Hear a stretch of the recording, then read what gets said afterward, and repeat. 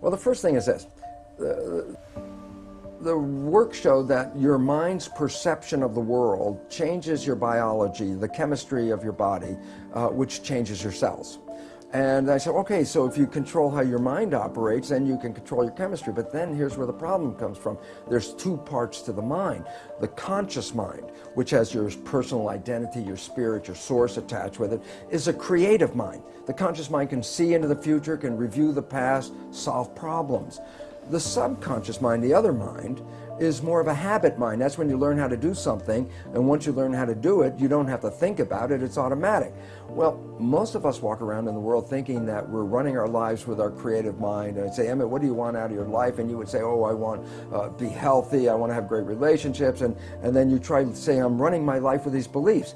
But science has now revealed that we only run our lives with our conscious mind at most about 5% of the time. So we're running on these subconscious programs? 95% of the time. Okay. And then the issue is, so where'd you get the fundamental programs that you operate from? And here's the thing I learned is that it's in the first 6 years of our lives that the brain is in a functional state, an EEG state, the electrical activity, that is not even in consciousness. A child doesn't even reach conscious brain function until about 6. So the first 6 years of your life, your brain function is lower frequency. It's called theta, which is like a hypnagogic trance, a hypnosis.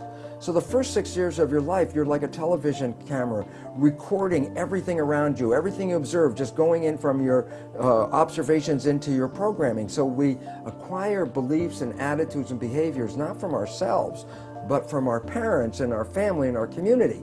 These become the fundamental beliefs. A very interesting point. The Jesuits were very proud. They would say, give me a child until it's 6 or 7 and it will belong to the church for the rest of its life. What they were saying was what they knew, which science is now finding out. The first 6 years are programming. And whatever program you get, that will be the rest of your life. So that's why they said, just give me the first 6 years. And it turns out they were precise. The first 6 years is download a program, and that's when you get your behaviors from those around you. The first thing, how does the subconscious learn? That's a very critical thing.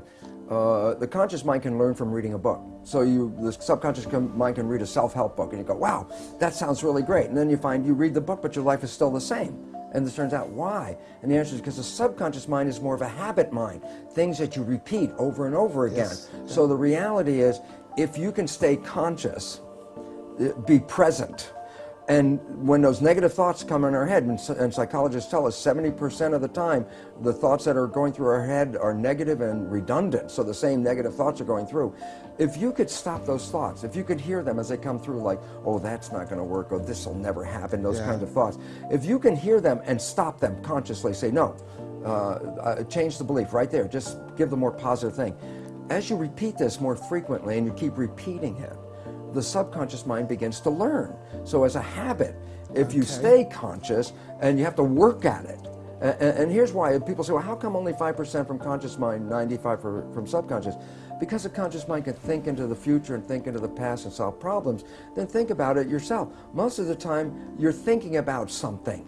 Well, if you're thinking, you're using the conscious mind. Well, if you're using the conscious mind for thinking, then who's running the show? And the answer is, when you're not paying attention and you're thinking about what I'm going to do tomorrow, your subconscious is running the show. So you used the words, be present. Be present. Which be mindful. We hear a lot. So be mindful. And you say, I don't want to go there. That's an old pattern. And you look at a new way to be in that situation. Exactly. And you have to repeat it over and over again, because if you think, well, I got mad at myself yesterday because I repeated that same stupid thing, and I got mad again today because I repeated the same stupid thing, and then people give up because they get frustrated. And it's like, no, it's a habit.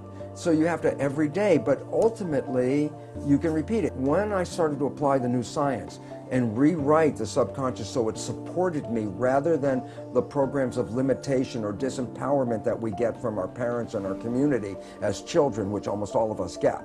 When I put in the new programs, all of a sudden I started to find, my goodness, my life completely turned around. All wonderful things started happening in my life. I was healthier. I haven't been to a doctor in 20 years. I don't need that. I don't take any of their drugs. Why?